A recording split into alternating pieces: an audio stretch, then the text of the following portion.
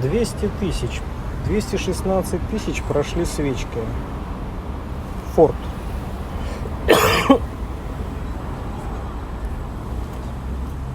Свеча прошла 216 тысяч. Ну, собственно говоря, как и все остальные. Первый раз на замену свечей за 12 лет. Да. Удивительный автомобиль.